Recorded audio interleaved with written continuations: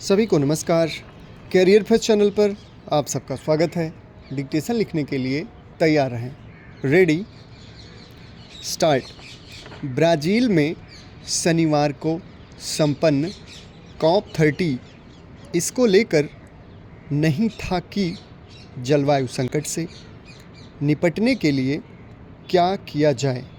यह तो पहले से सबको पता है। अलबत्ता यह सम्मेलन इस बारे में था कि उन उपायों को कैसे अमल में लाया जाए। ऐसे में जलवायु संबंधी कार्रवाइयों से जुड़ी 6 सच्चाइयाँ हमें जाननी चाहिए। पहली, पेरिस समझौते से अमेरिका के बाहर निकलने के बाद भी काम हो रहे हैं। गौरतलब है कि सत्ता संभालते ही राष्ट्रपति ट्रंप अमेरिका को ऐतिहासिक जलवायु समझौते से बाहर निकाल ले आए और जलवायु संरक्षण पर कोई भी कदम उठाने से बचते रहे। फिर भी जलवायु संबंधी कार्रवाइयाँ चलती रहीं। जलवायु जैसे वैश्विक मुद्दों पर इस तरह की निरंतरता महत्वपूर्ण है, क्योंकि यह निवेश बढ़ाने में कारगर साबित होती है। दूसरी, स्वच्छ ऊर्जा की तरफ बदलाव धीमा जरूर है, लेकिन लंबे समय से नज़रअंदाज की गई अन्य जलवायु प्राथमिकताओं पर ध्यान दिया जा रहा है। मसलन 115 देशों ने जलवायु परिवर्तन से निपटने के लिए अपनी योजनाओं और प्रतिबद्धताओं का खाका यानी NDC जमा किया है। अक्षय ऊर्जा के इस्तेमाल को लेकर भी प्रतिबद्धताएं बढ़ी हैं। कांग्रेस कार्य समिति ने कांग्रेस के विधान में जो संशोधन स्वीकार किए हैं, उनमें कांग्रेस की सदस्यता से संबंध रखने वाला संशोधन काफ़ी महत्वपूर्ण है। पहले कांग्रेस की प्राथमिक सदस्यता के लिए शुल्क देना होता था।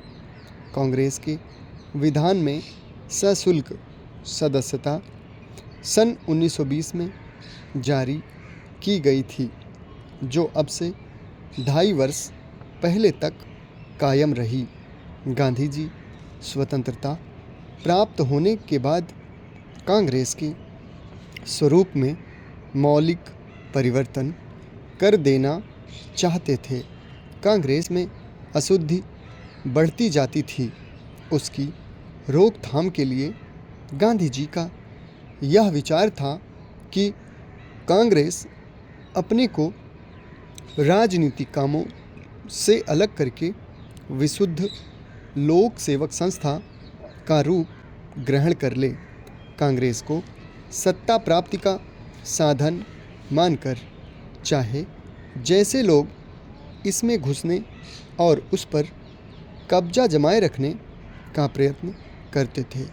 यदि कांग्रेस विशेषता धारावाही राजनीति से अपने को अलग कर लेती तो उसमें ऐसा कोई आकर्षण नहीं रह जाता और फिर उसमें वही लोग आते जो वास्तव में जनसेवा के इच्छुक होते।